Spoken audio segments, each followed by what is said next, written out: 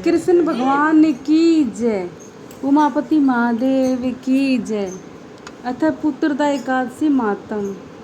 धर्मराज युधिष्ठिर बोले कि हे भगवान, अब आप मुझे श्रावण माह के शुक्ल पक्ष की एकादशी की कथा सुनाइए।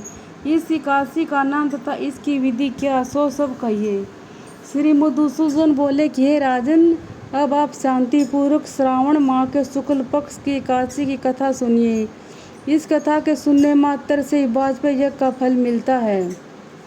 द्वापर युग के प्रारंभ में महिष्मती नाम की नगरी में महिजित नाम का एक राजा पुत्रहीन था। वह सदैव चिंताग्रस्त रहता था।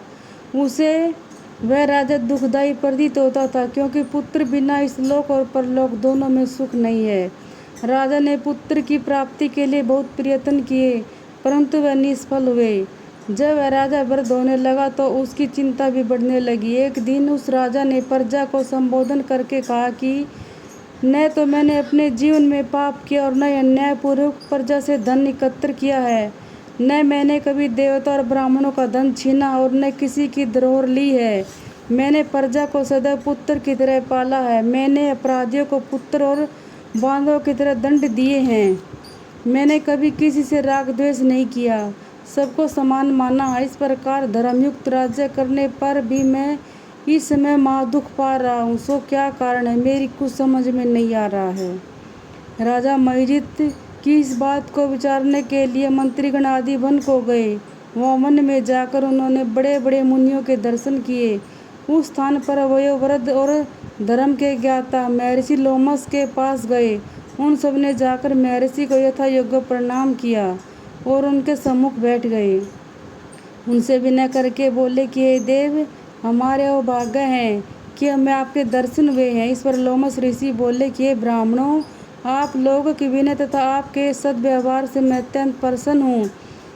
अब आप मुझे अपने आने का कारण बतलाइए। मैं आपके कार्य को अपनी शक्ति के अनुसार अवश्य ही पूरा करूँगा, क्योंकि हमारा शरीर ही परोपकार के लिए बना है, इसमें किंचित मात्र भी संदेह नहीं है।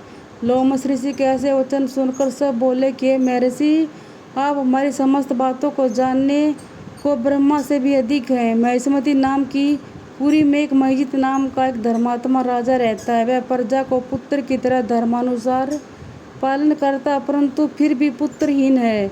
इससे वह अत्यंत दुखी रहता है। हम लोग उस राजा की प्रजा हैं, क्योंकि प्रजा का यह कर्तव्य है कि राजा के सुख में सुख माने और उनके दुख में दुख माने। हमको उनके पुत्रहीन होने का अभी तक कारण प्रतीत नहीं हुआ है। अब जब से आपके दर्शन करे हैं, हमको पूर्ण रूप से विश्वास है कि हमारा कष्ट अब अवश्य ही दूर हो जाएगा। अब आप हमको प्रजा के पुत्रहीन होने का उपाय बतलाइए। इस पर लोमस ऋषि ने एक क्षण के लिए नेत्र बंद किए और राजा के पूर्व जन्मों का विचार करने लगे। विचार करके बोले कि हे ब्राह्मणों, यह राजा पिछले जन्म में अत्यंत निर्धन तथा बुरे कर्म किया करता था। एक गांव से दूसरे गांव को घूमा करता था।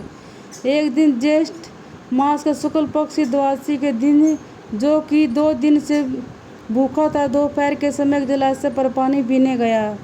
उसी समय की ब्याई हुई प्यासी गाय जल पी रही थी। राजा ने उसको प्यासी हटा दी और स्वयं जल पीने लगा। हे ब्राह्मणों, इसलिए राजा को यह दुख भोगने पड़ रहे हैं। एकादशी के दिन भूखा रहने से उसको राजा होना पड़ा और प्यासी गौ को हटाने से पुत्र के वियोग का दुख भोगना पड़ा।